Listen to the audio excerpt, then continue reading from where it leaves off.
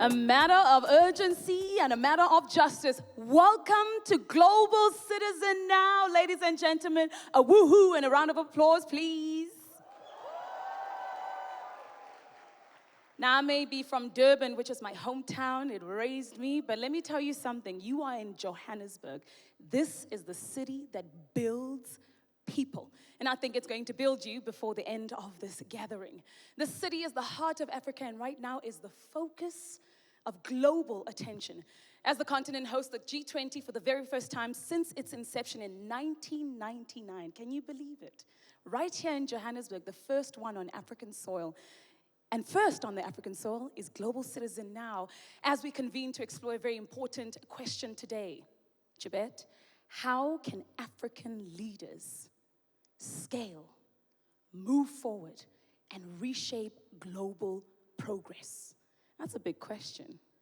It is indeed, Nomzamo. What a pertinent one. Absolutely. Harith General Partners are playing a really important role today in co-convening alongside Global Citizen and our other partners. South Africa has assumed the G20 presidency at a time of profound global strain. Energy insecurity, infrastructure gaps, and unequal access to opportunity have converged into a singular, urgent challenge, demanding investment that not only powers economies, but also uplifts communities and safeguards our shared future. At this moment of converging crises, Harith General Partners stands alongside South Africa's G20 presidency, the European Commission, our local, regional, and global investors who are in the room with us today in calling for a paradigm shift. Together, we must confront a few things, Nomzamo. Inequality without hesitation. Partner with greater intention to unlock patient capital that builds resilient economies and uplifts, or rather lifts, the debt burdens that weigh down our nations. Building resilient economies, you couldn't have said that better. And of course, one of the key themes of the G20 is solidarity. That same solidarity has galvanized millions across our beautiful country today in support of women for change.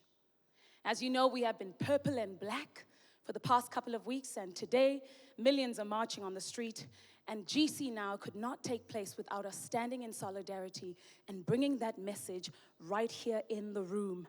I also want to just highlight the presidency of the Republic of South Africa that has officially declared femicide in this country as a national disaster. I think that deserves a round of applause. Global Citizen stands with Women for Change and joining us together in strength of purpose and remembrance for victims of gender-based violence and femicide. We honor those whose lives have been lost, and we commit ourselves to action and urgent unity. It is something I'm about to talk about in my first panel for the day in just a few moments. You know, Nomzamo, as we speak of solidarity, something that really comes to mind, a shared view that we have. South Africa enters this historic G20 guided by the spirit of Ubuntu, the common understanding that I am because we are.